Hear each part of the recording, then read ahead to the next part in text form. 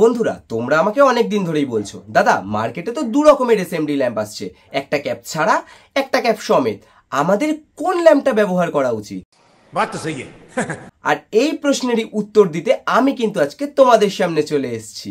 क्या बात है सर, क्या बात है सर। ভিডিওটা শুরু করার আগে একটা ছোট্ট করে ইন্ট্রো হয়ে যাক। Hello everyone, welcome to my channel new Renuka electric, যেখানে বাজেট কম হলেও আলোর কোনো কমতি হয় না।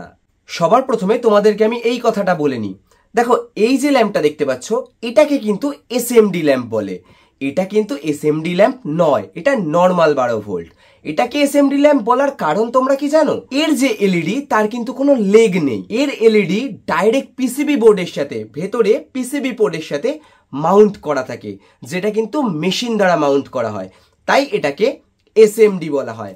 আর এটার কিন্তু তোমরা এলইডি দেখতে পাবে, আর এর কিন্তু লেগ আছে এবং এটা কিন্তু হাতেও তৈরি করা যায়। আর তাই জন্য কিন্তু এই ল্যাম্পটাকে আমরা 12 ভোল্ট এসএমডি বলি, আর এই ল্যাম্পটাকে নর্মাল 12 ভোল্ট বলি। এবার তোমাদেরকে বলি প্রাইস।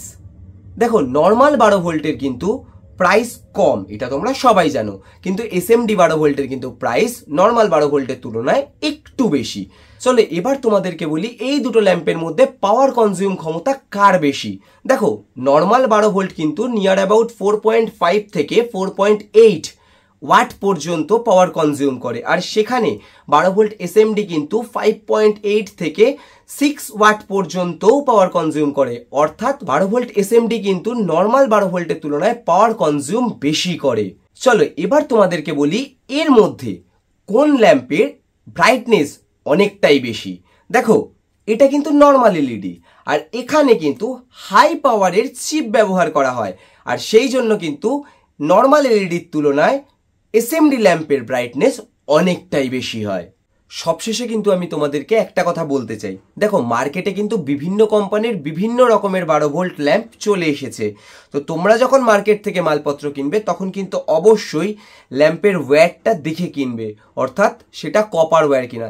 দেখো এখানে কিন্তু স্কটেক কোম্পানির 100% পিওর কপার লেখা রয়েছে।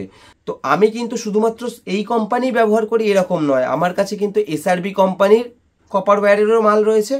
যেমন এর গেজটা কিন্তু এই কোম্পানির থেকে একটু ভালো, সেরকম কিন্তু আমি রোবো, কেডিএন সব কোম্পানিরই মাল কম বেশি ব্যবহার করে থাকি। আমার মনে হয় যে সব কোম্পানি কিন্তু সব সময় একই রকম মাল ম্যানুফ্যাকচার করে না, তাই আমাদেরকে ঘুরিয়ে ফিরিয়ে মাল ইউজ করা উচিত। তাই তোমাদেরকেও আমি রেকমেন্ড করব তোমরাও কিন্তু বুঝে শুনে মার্কেট থেকে মাল কিনবে, এবং অবশ্যই কপার তারের মাল দেখে কিনবে। চলো এবার আমি তোমাদেরকে তোমাদের প্রশ্নের উত্তর দিই, কোন পরিস্থিতিতে কোন জায়গায় এই দুটো ল্যাম্পের মধ্যে কোন ল্যাম্পটা ব্যবহার করতে পারবে।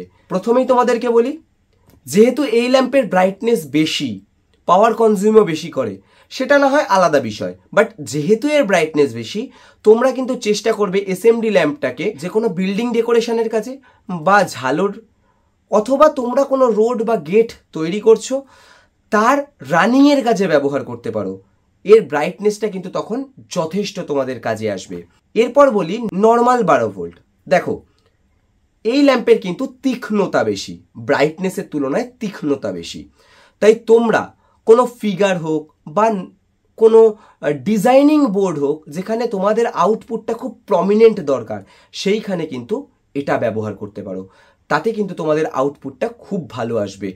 তুমি যখন কোনো আউটপুট ভালো পাওয়ার জন্য এটা ব্যবহার করবে তখন কিন্তু সেই জায়গাটা ফ্যাকাশে হয়ে যাবে না, যেটা কিন্তু এর ব্রাইটনেস বেশি হওয়ার কারণে হয়ে যেতে পারে।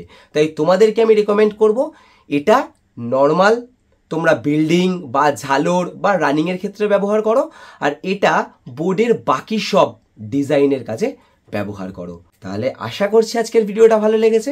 যদি ভালো লেগে থাকে তাহলে অবশ্যই কিন্তু ভিডিওটা একটা লাইক করে দেবে, আর চ্যানেলে যদি নতুন এসে থাকো আর তোমাদের যদি দেখে মনে হয় যে এই চ্যানেল থেকে তোমরা নতুন কিছু শিখতে পারছো, তাহলে অবশ্যই কিন্তু চ্যানেলটা সাবস্ক্রাইব করে নোটিফিকেশন বেলটা অল করে নেবে।